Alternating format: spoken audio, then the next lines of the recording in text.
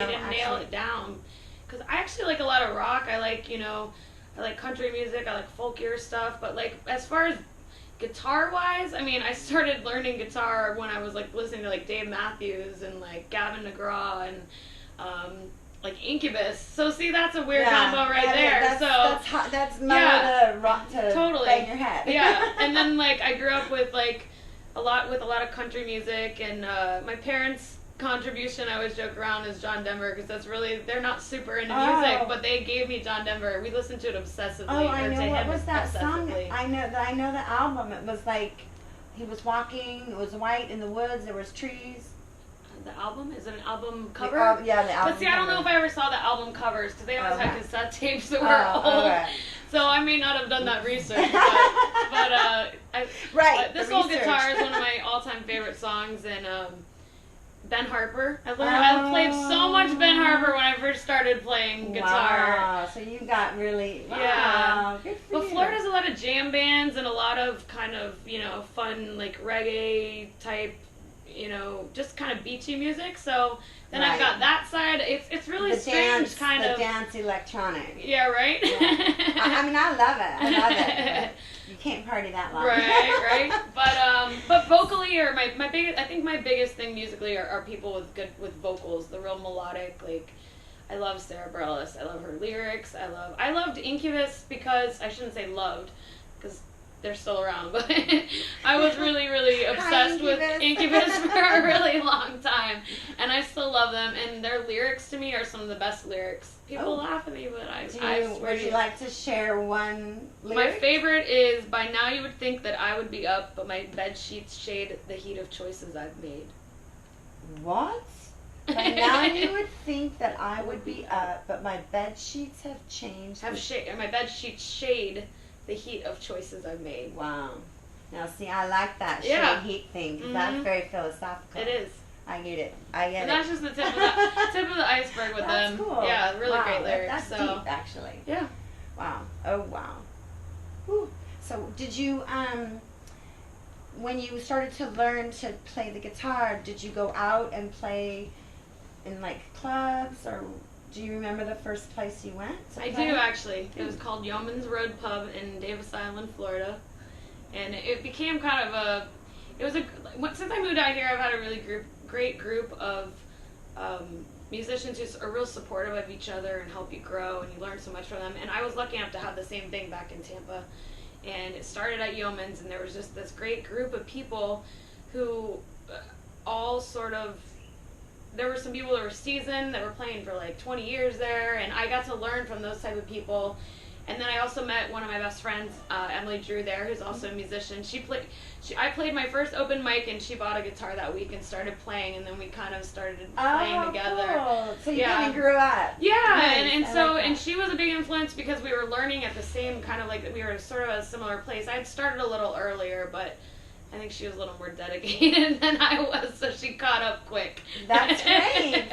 No, you motivated her. I mean, otherwise cool. she might not have kept picking it up. Right. So we had a lot of fun together. What kind of bar was it? It was like a dive bar? Total dive bar. Oh my gosh, it was probably, it was pretty small, but it was muggy sometimes, because you're on an island in Florida. And you're, like, sticky and sweaty. I think they had $2 PBRs. That says a lot. How many did you drink? No, I'm just kidding. We don't need to talk about that part. Absolutely. Oh my God, my gosh. What is it that you love about singing now that you've kind of figured out how to write your songs differently than you used to? It's just expression, and I think that I don't necessarily, I'm a pretty open book, but it's different when I'm on stage. I really am, and sometimes I'm too open, and I shouldn't be, because I give my flaws away too easily. But I'm learning. Right out in front. I'm learning. Here they are. Take them or leave them. Exactly. These are not bad flaws. We like these flaws. They sound really good, and they make you cry, actually. I don't know. I think on stage, though, and my writing is the most, like, vulnerable. I might still have, like, a guard up in life, like, even though I'm kind of open, I think I'm more open about, like, the deeper stuff when I play, and it's just sort of when I'm on stage, I think I have a lot of interests, and I can do, I'm very successful on the business side and can be strong, and that business pod was very helpful. Right? Well, really, you're very impressionable at that age. You are, totally. So I thrive in that. However, I think my home is on stage. Like, that's where I get to truly be the version of myself that is like the most real, I think. So yeah. I feel you. So songwriting is just your way to express yourself in emotions that you know that you have or that you don't know that you have. Are they things both. that you're working, you know what I mean? I think both, actually. Oh, okay. And I recently started writing about other people's stories more than mine, but I think it's still part of me. I think I'm still able to understand that for some reason. So well, it you're is expressing. Yeah, That's exactly. Good. Exactly. You understand right people's sorrows. Right.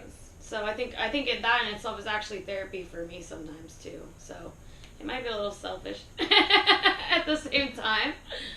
I don't think you could think learning not something in a bad new way. is selfish. Not in a bad way, what I mean? but I'm saying. Yeah, you should be selfish. I mean, a little bit. Just a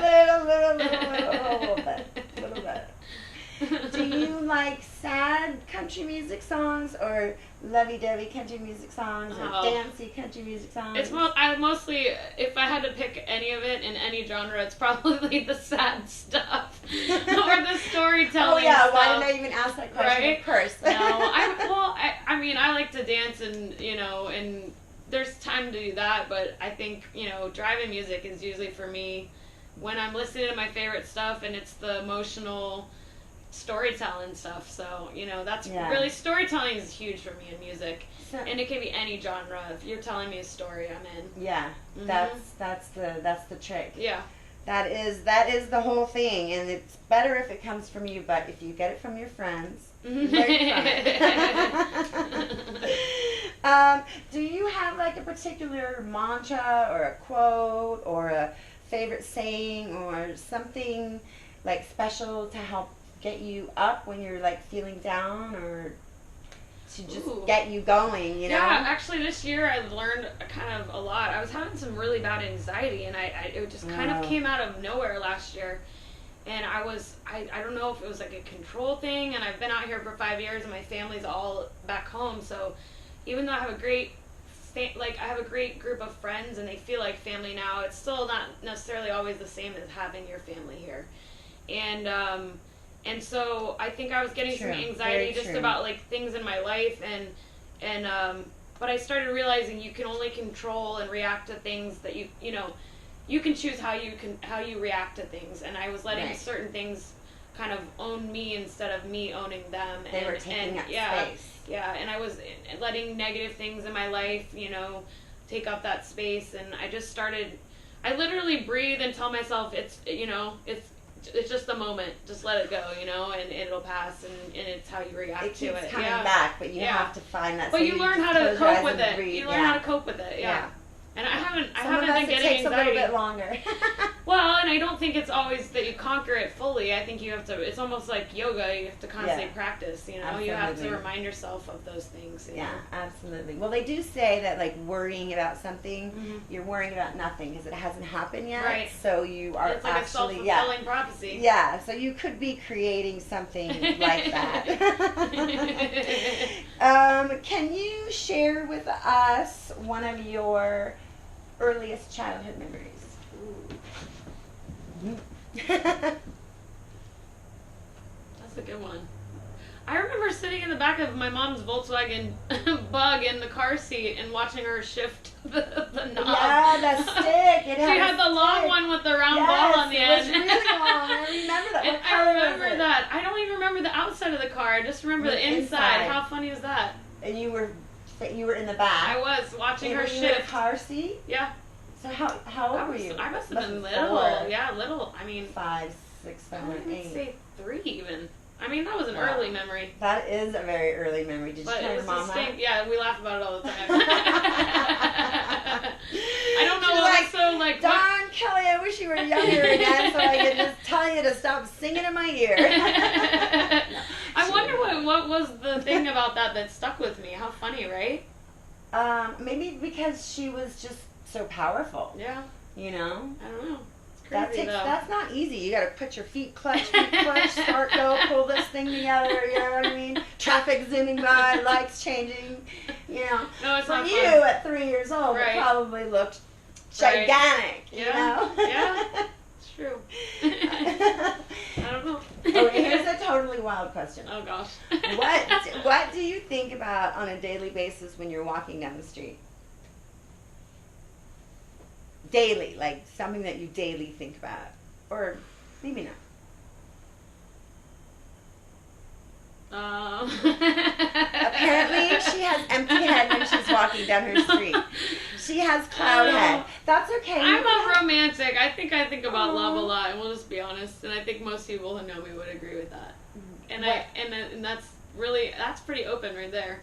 Yes. In the scary place what of open. do you think? No, it's not. It's beautiful. I can't wait to have family and stuff like that. So yeah, eventually. But do you have a boyfriend that you're gonna get engaged to? No. Yeah. So even though I can't wait, it's not in the near future, but we'll see. You're excited for it. I am. So in your thing, what do you think about love? Like, how do you feel about it? What do you think about it? I know you're romantic and you want to have kids and a farm and. I think I honestly think I've had a great single life, and I've done so much, and I've lived overseas, and I've traveled a lot, and I have a good job, and obviously I would love to play music fully one day if that was in the cards, but I'm excited to take care and worry about other people.